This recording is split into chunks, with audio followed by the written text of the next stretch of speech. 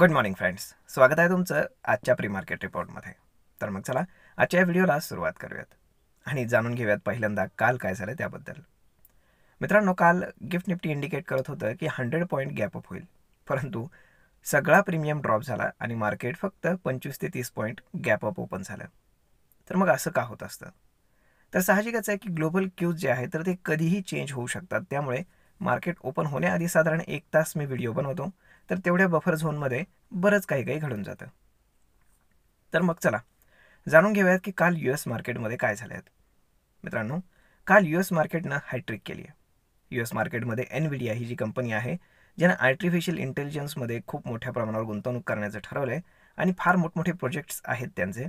तर त्यांचे जे रिझल्ट्स पॉझिटिव्ह आलेत, तर त्याचा एवढा इम्पॅक्ट झाला आहे काल की एका दिवसामध्ये 18% सिंगल ट्रेडिंग सेशनमध्ये एनव्हिडियाचा स्टॉक वरती गेला आहे. आता जर पैशांच्या टर्म्समध्ये सांगायचं झालं तर एंटायर रिलायन्सचं जेवढं मार्केट कॅपिटल आहे तेवढं एका दिवसामध्ये त्यांचं मार्केट कॅपिटल ग्रो झालं. मग तुम्ही विचार करा, रिलायन्सला हे मार्केट कॅपिटल ग्रो करण्यासाठी 60-70 वर्ष लागले आणि त्यांना फक्त 8 तास. तर हाच डिफरन्स असतो स्टॉक मार्केटमध्ये. तर मित्रांनो, आज US मार्केट पूर्ण तेजीमध्ये आहे.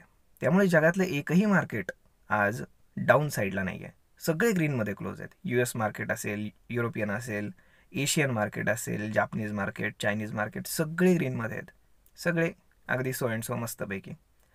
त्यामुळे गिफ्ट निफ्टी इंडिकेट करत आहे आज थोडं कॉन्शियस होऊन की आपल्याकडे सुद्धा मार्केट गॅप अप ओपन होत आहे, परंतु एक 40-50 पॉईंट.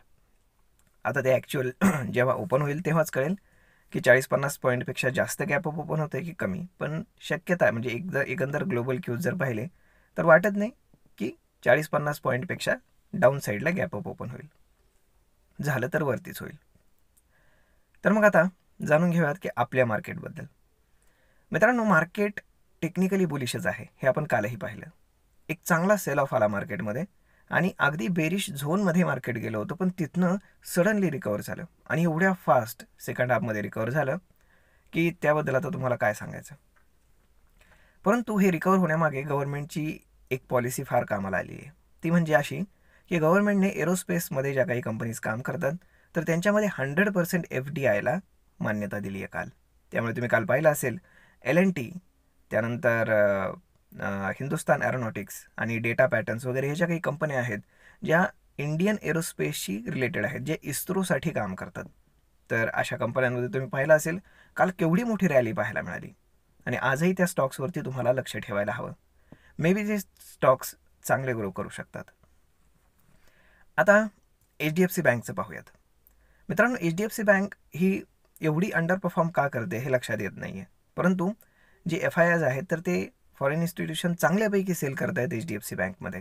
आणि HDFC बँकचं जे वेटेज आहे ते निफ्टी आणि बँक निफ्टी दोन्ही ठिकाणी खूप जास्त आहे. त्यामुळे केवळ एक स्टॉक जरी पडला तरीसुद्धा फार मोठं नुकसान हे बँक निफ्टी आणि निफ्टीला होत आहे. त्यामुळे निफ्टी आणि बँक निफ्टी दोन्ही फार सफर करत आहेत केवळ HDFC बँकमुळे. परंतु आजची परिस्थिती काय आहे लक्षात घ्या. काल HDFC बँक चांगल्यापैकी डाऊन झाला आहे आणि HDFC ADR जो US मार्केटमध्ये ट्रेड करतो तर तो वाढलेला आहे.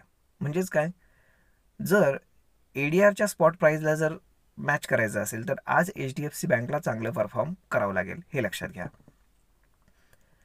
त्यामुळे आज शक्यता आहे की HDFC बँक जी आहे तर ती चांगल्यापैकी परफॉर्मन्स दाखवू शकते आणि बाकी बँक्स तर व्यवस्थितच परफॉर्मन्स देत आहेत, काही अडचण नाही आहे.